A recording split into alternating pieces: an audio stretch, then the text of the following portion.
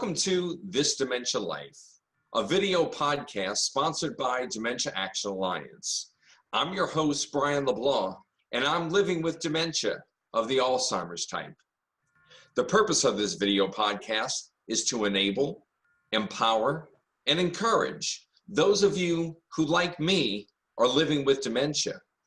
But it's also to educate about stigma and the misperceptions about dementia. Today's guests are Board Chair Jackie Pinkowitz and Executive Director Karen Love of Dementia Action Alliance. I decided to have these two individuals as the first guests for, let's face it, without them, there would not be a Dementia Action Alliance. Welcome to This Dementia Life, ladies. Thank you. Thank you.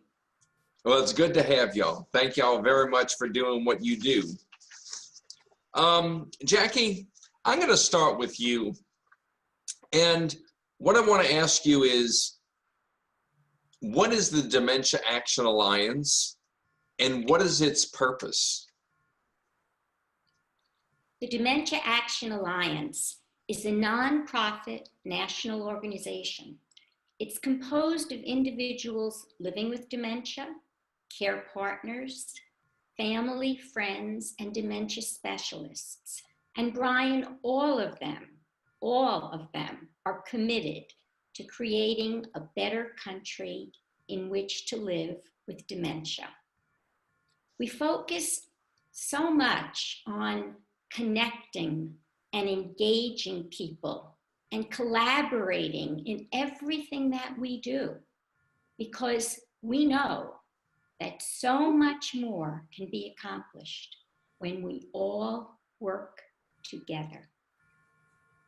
Under this broad umbrella of supporting individuals' well-being, and by that I mean emotional, psychological, social well-being, as well as spiritual, we know that we must focus on the entire person rather than just their dementia symptoms.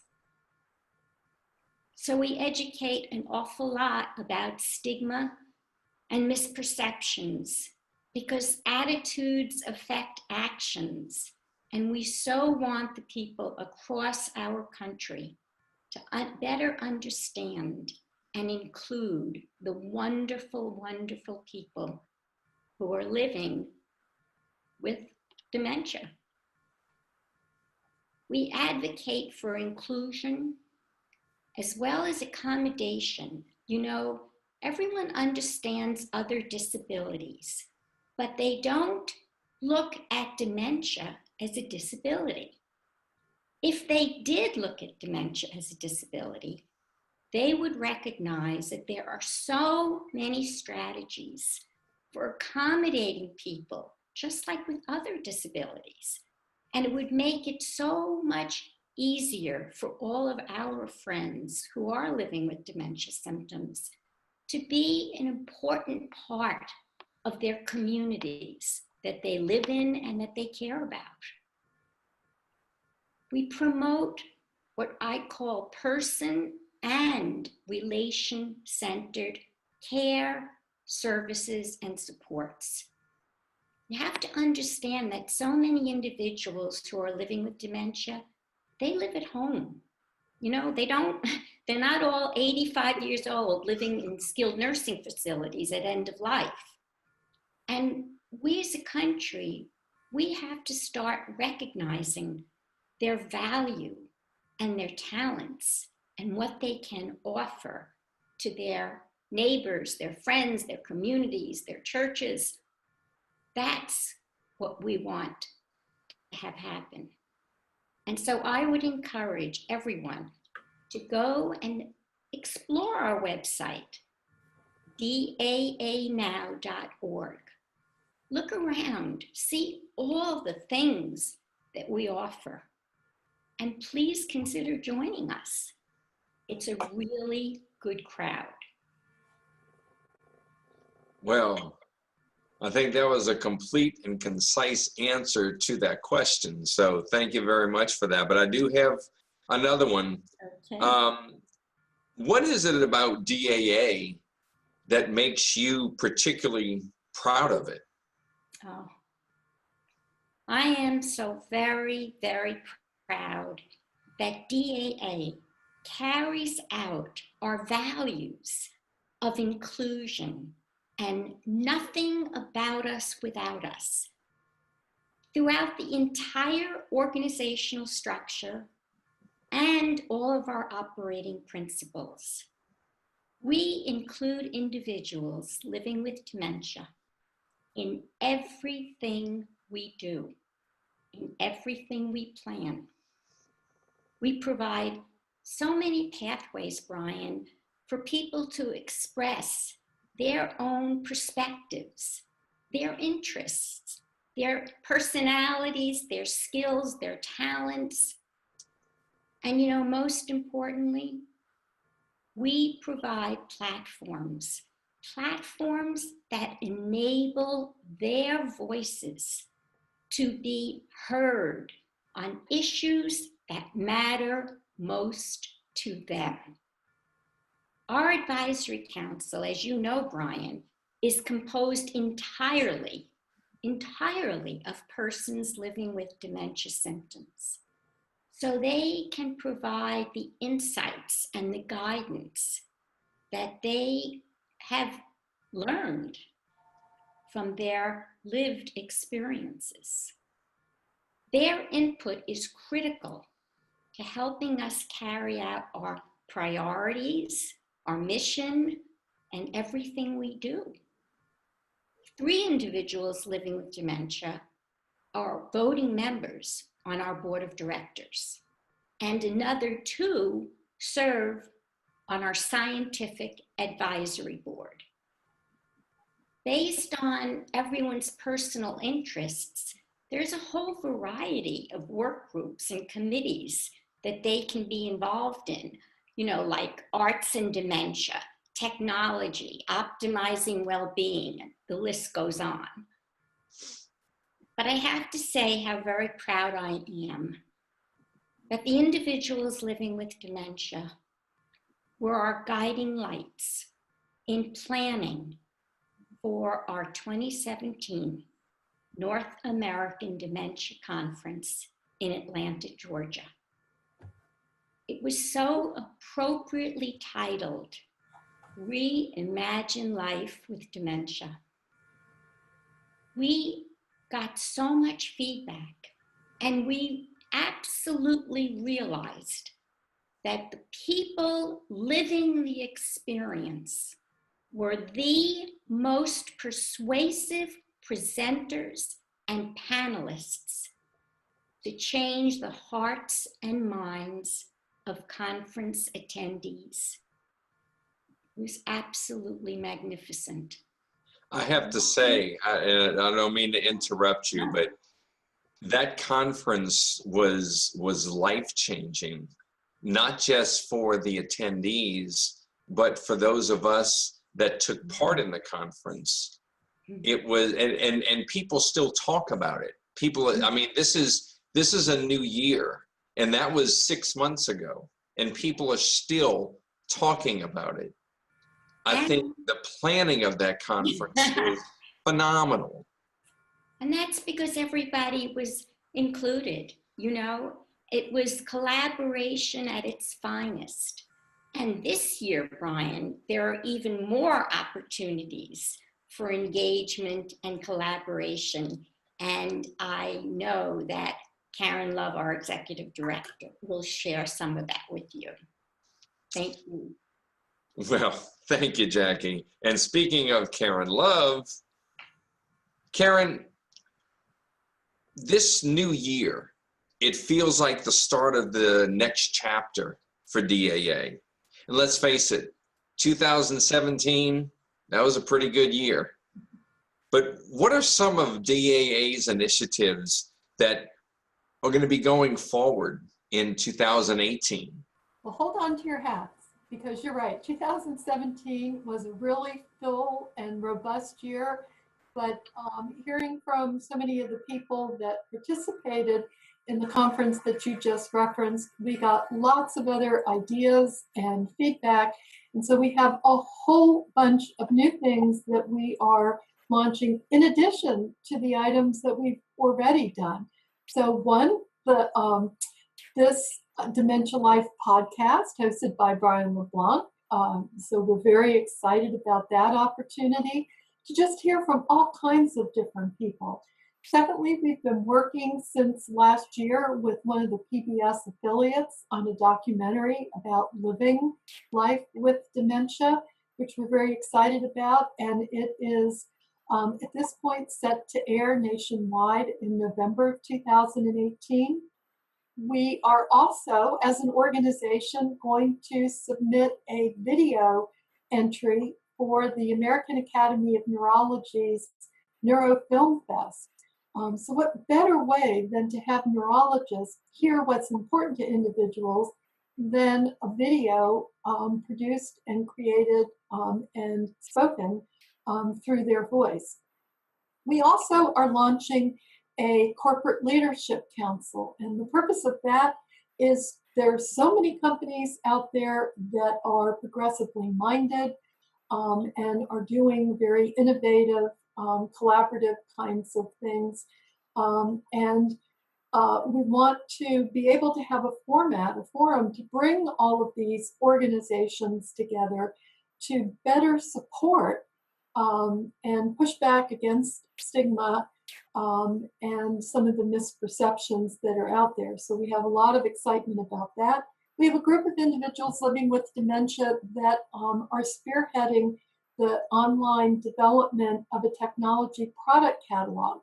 And partly what they're going to be doing is identifying products that through them, I mean, this isn't being done as a national research project, but at least through their filters, have been found to be useful for individuals living with dementia and or their care partners.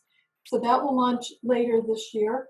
We've partnered with the Eden Alternative, an international nonprofit organization, to develop dementia support and care practice guides for individual settings, such as living at home, home care, assisted living, nursing homes, etc. We are also going to be presenting individuals living with dementia on panels at some national conferences. So the American Academy of Neurology is one in 2018. Leading Age is another, just to name two. And then another thing, as Jackie was talking about, this is all about inclusion. We are championing not having everything filtered through other people's eyes. The true dementia experts are those individuals living with dementia. And so we launched on our redesigned website earlier this year, Hear Our Voices. So it's a component on the website where you can listen to people in first-person narrative talking about, what they experience and what's important in their life, and a number of other kinds of topics. So those are just a handful. Let me throw one more in. As I said, I could probably just go on and on. But later this year, we're going to be launching a virtual art gallery that showcases items that have been created by individuals living with dementia. And the idea for that is there's so much sort of mindset that, gosh, people living with dementia, they can't either learn anything new or they can't do anything that productive. And that's not true. People can absolutely learn new things. And we'll show you ceramics, for example, by Susan Bachman, who took that up after being diagnosed with dementia, as well as all kinds of other artwork. And so when you see things like this, it starts to change your understanding and perceptions about people living with dementia. So as I said, hang on to your hat. It's going to be a very, very exciting year. And we're excited that the advisory council, of which you are a key and founding member of, to help guide and shape what we do going forward. Well, you hit upon something that I experience a lot. People telling me, well, you don't look like you have Alzheimer's, or they have distanced themselves from me because I have Alzheimer's, because they don't think that I understand. The two of you have made not just me, but I think you have everyone that you come in contact with that has dementia, you have made them feel empowered because you engage them. And that says a lot about the people that you are. I mean, you care. You're not just part of an organization and head up the organization. You care about the people that are in the organization. How does that make you feel? And you, either one of you can answer, or both can. You know, it really makes me feel so humble to be privileged to know the wonderful individuals who are going through this experience, coming to DAA and being so open-minded and open-hearted, sharing their talents, their insights, their desire to really help make this a better country for everyone to live in. So I view it as an absolute pleasure. Thank you, Brian. Yeah, I do too. I think Jackie hit it on the head. It's been not only a joy, but it's also a privilege to be able to walk the journey and learn from, so many individuals and their courage to, both speak out openly about what they're experiencing. I mean, that's not always a very easy thing to do. And so, we give a lot of kudos to those that, have the courage to speak out, because the point is they're trying to help others, by their own examples. And, it may be that Jackie and I, because we both have different backgrounds, but for example, my professional training started out as a speech therapist, and the whole therapy mindset is about strength-based, very much, proactively and positively oriented. Jackie, as a special education teacher, same kind of thing though, is, raising the students to their best ability. So we kind of come naturally wired, to wanting to help the best of individuals. And then, couple that with the ability to, people like you and Susan Suchin and Robert Bowles and Mary Radnowski and Lori Shearer and on, the wonderfully talented and caring people. I mean, that's just a recipe for wonder.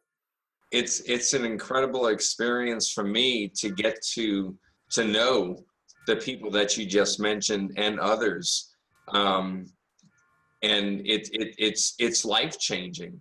For me, it's when you're having a bad day or you're experiencing something that's not right, all I have to do is pick up a phone and call any one of those individuals, or call one of the two of you and say, having a bad day, or I need to talk to you.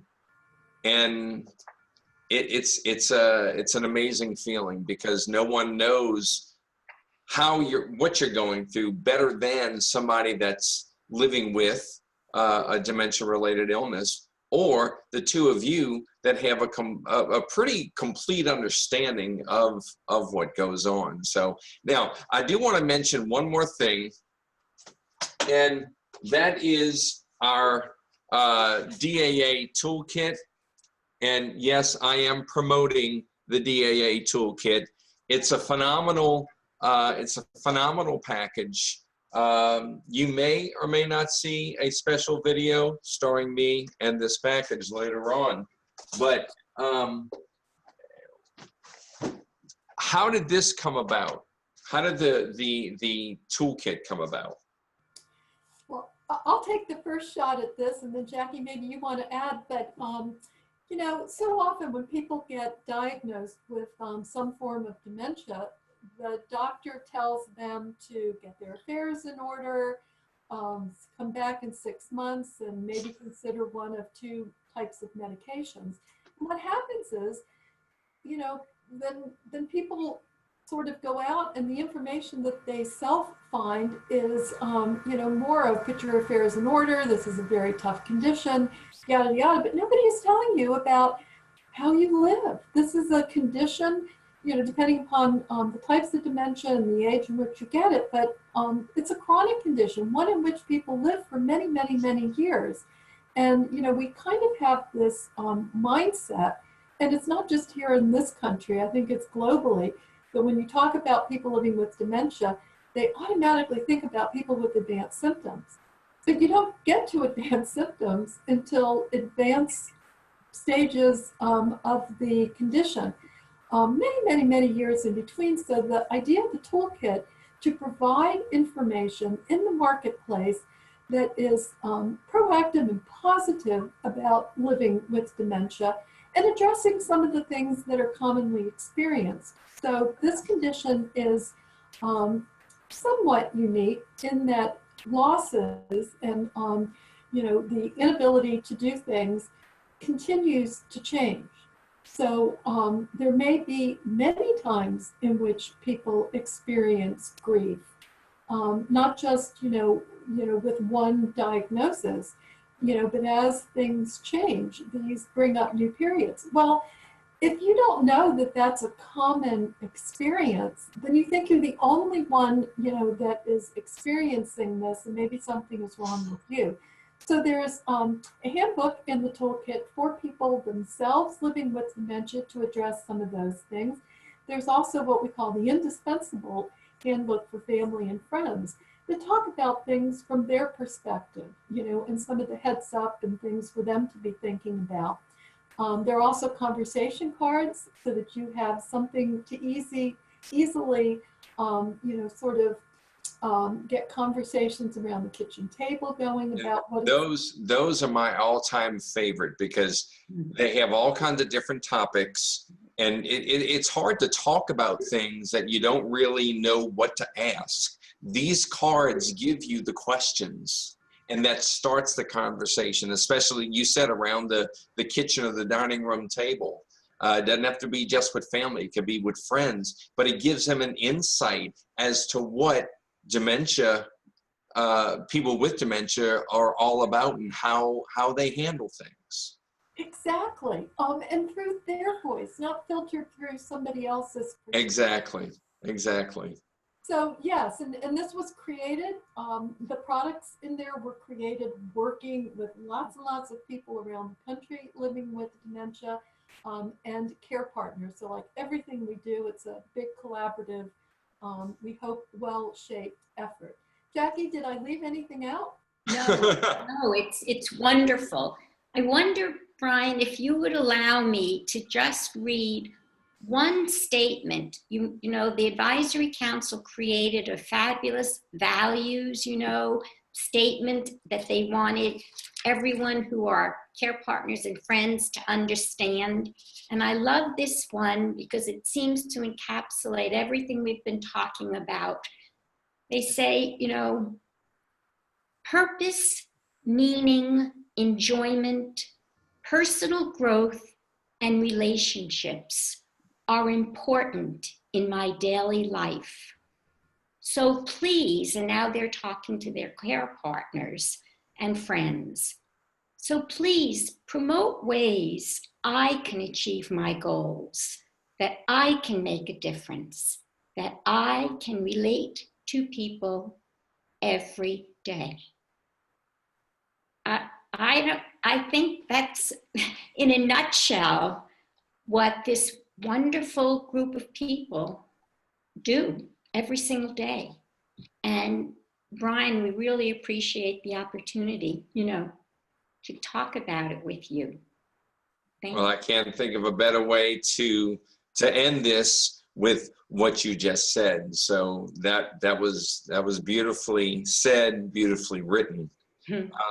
I do want to thank the two of you for appearing on the very first initial video podcast, and there will be more to come. So we will be talking to some very special guests that you might be surprised that we're talking to. So stay tuned. There's a lot more to come in future episodes, and we hope to both entertain and educate you on all things dementia. Again, my name is Brian LeBlanc. Thank you, Jackie. Thank you, Karen. And thank you for watching. Until next time, see you later.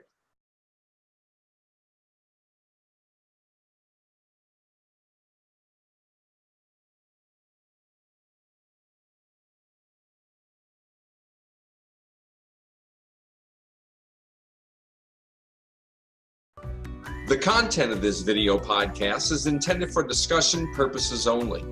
The views expressed by the podcast host and guests are their personal views and do not constitute an endorsement or agreement by the Dementia Action Alliance.